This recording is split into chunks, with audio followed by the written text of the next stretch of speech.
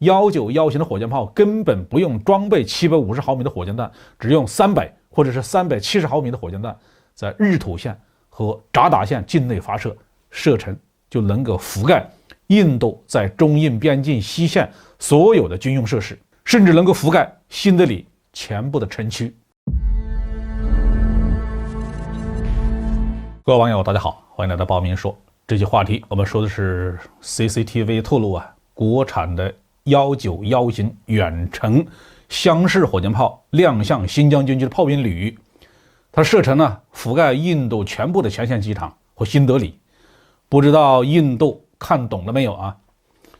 印度近来在中印边境地区印方一侧大力的加强基础设施建设，部署新型武器装备，做出各种强硬的姿态。中方则充分发挥激将狂魔的优势，在边防基础设施的改善上碾压印度，常态化的在高原地区组织实弹训练，并且通过中央电视台等各种媒体展示解放军的实力。这一招比较管用。我方展示的轻型坦克、武装直升机、无人机、卡车炮这些新型装备在高原训练的镜头经常被印度的媒体反复引用。当然了，印度网民最喜欢的还是特90坦克吊打150轻坦、阵风灭掉歼20这样一些话题。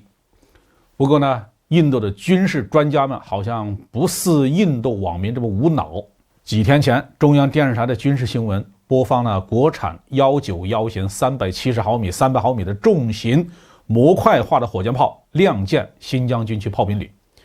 并且在青藏高原某地组织了实弹射击训练的场景。画面中一辆191型火箭炮车上混装了4枚370毫米的远程火箭弹与5枚300毫米的火箭弹。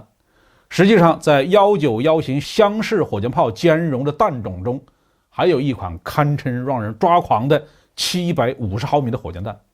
其射程和威力已经与前苏联的飞毛腿战术弹道导弹差不多了。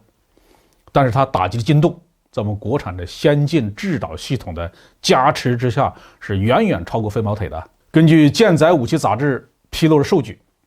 ，191型重型轮式模块化火箭炮系统装备的300毫米的无制导的火箭弹，最大射程是90公里。这个300毫米的制导火箭弹最大射程是150公里。由于采用了惯性制导加北斗的制导系统，打击精度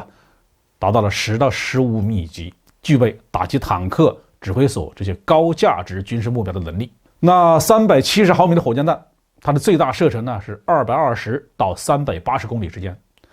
而这个750毫米的火箭弹最大的射程是480到600公里。这两个口径与300毫米的火箭弹一样，有2个弹种，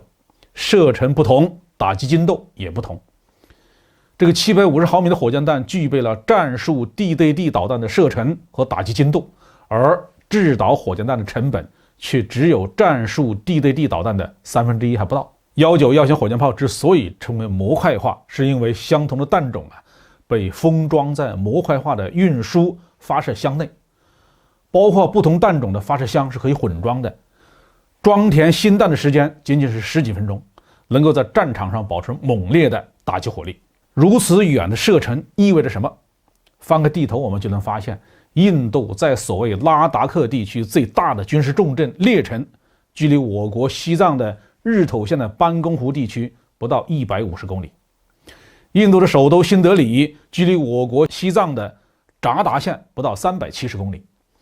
在海拔3700多米的高原地区，由于空气稀薄，炮弹与火箭弹的飞行阻力很小，最大射程一般能增加30%到35%。